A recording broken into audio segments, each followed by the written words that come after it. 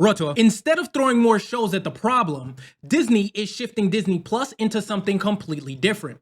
They want viewers creating shorts, reactions, and little remixable moments inside of the Disney Plus app itself.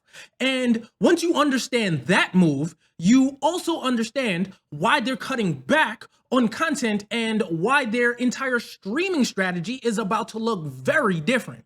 And in order to understand why Disney is doing this in the first place, let me play something from Bob Iger, the CEO of Disney. This is what he said recently. In a very, very short period of time, we find ourselves second to Netflix in terms of global subscribers for pure streaming business.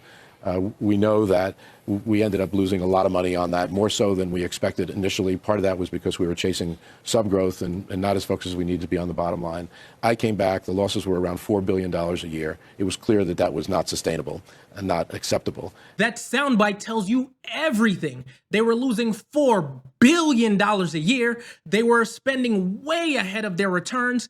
They were chasing subscriber growth and building a streaming model that was never gonna pay them back. So when you see Disney Plus shifting into a creation space, it makes complete sense.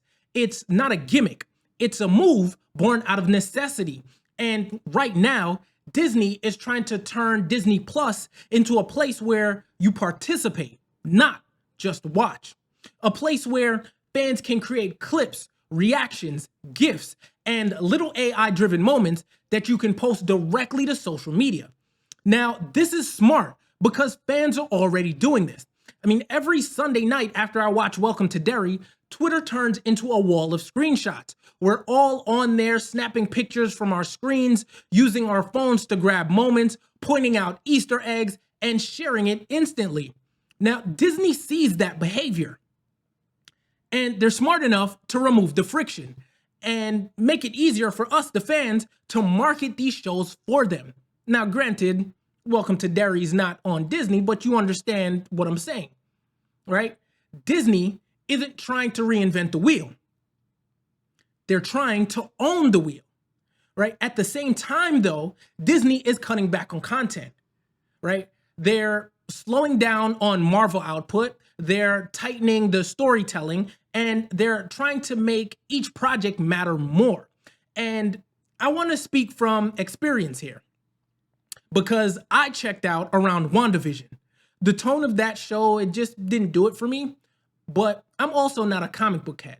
So once I fell out of one show, I felt like everything after that would be confusing because I hadn't seen everything in between.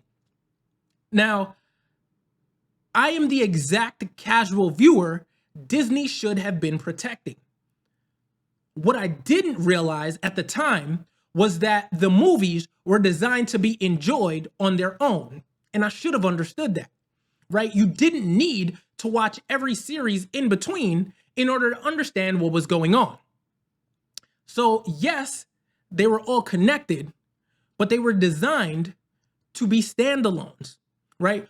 So because there were so many shows, people like me started checking out anyway. And I think Disney saw that happening in the bottom line. They saw this oversaturation happening, and now they're trying to dial it back before more viewers walk away. Then there's the Epic Games partnership. People think this means Fortnite is coming to Disney Plus, but I see it the other way around. I see more Disney IP flowing into Fortnite and other Epic Games games. Right? Now, that's already happening. When Disney bought 20th Century Fox, that is how we ended up with characters from Family Guy, The Simpsons, Rick and Morty, etc. ended up in Fortnite. And I have friends and creators on Twitch whose communities I'm a part of who are absolutely loving these collaborations. From all the Simpsons skins, the Family Guy skins, the Rick and Morty skins, as I said. I mean, people are eating it up. And with Disney investing deeper into Epic, that flow of Disney characters into Fortnite will only grow. Meanwhile, Epic helps Disney build whatever cloud-based foundation they need for the next decade. And I mean, like, I could easily see a world where in the next 10, better yet 5 years where you're playing a Disney game exclusively inside Disney Plus. I mean, that's vertical integration, right? That is where this whole thing could be going. And Disney is preparing to use AI across the company. The first place that's going to get hit will likely be customer service. You know, phone support, reservation lines, simple part questions, you know, like the little kiosk, stuff like that. Those will get automated long before hotels try replacing front desk staff. Now, Disney will use AI to streamline operations and reduce costs because they need every part of the company working more efficiently while they're trying to rebuild this platform. See, Disney Plus burned through $11 billion since it launched. They spent most of 2024 reporting back-to-back quarterly losses, and the year before that came with a $1.27 billion loss in the same segment. Then came the Jimmy Kimmel backlash that happened recently, where millions of people unsubscribed just to make a point. And even though some, probably most, will quietly return when Marvel drops something they actually care about, that financial hit hasn't fully shown in the data yet. Now, in this climate, people are looking for a hill to stand on, a flag to fly, and a movement to support, right? So streaming is something that's easily cancelable in, cancel and cancel, right? That is the environment Disney is operating in. Fragile loyalty, high expectations, and high volatility. You combine that with the flood of Marvel content and Bob Iger's admission that they invested too much, and the bigger picture becomes clear. Disney is not trying to expand streaming. They're trying to survive it. They're reducing content costs. They're building tools that boost engagement without needing massive new shows every quarter. They're leaning into AI for operational efficiency. They're using Fortnite and Epic to expand their IP footprint. They're reworking the entire business model from the inside out. And yes, this is also why they didn't pursue big mergers or acquisitions, notably Warner Brothers Discovery. I mean, they can't afford it, right?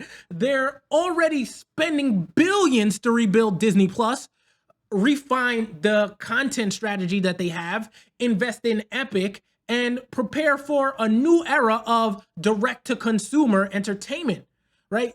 You don't buy another studio when you're trying to restructure your own. So when you take a step back and you look at all of this, Disney is changing the relationship between the audience and the platform. They want you to participate. They want you to remix moments. They want you to create with their stories, not just consume them. This is their survival strategy. It's a bold one, and it carries risk because people love to panic about AI before they even understand how it's going to be used or implemented. But the old model wasn't sustainable. They had to pivot. Now, what do you think? Is Disney making a smart survival move, or are they taking one risk too many at the wrong time? Let me know in the comments below. And for more industry insights like this, check out this video right here.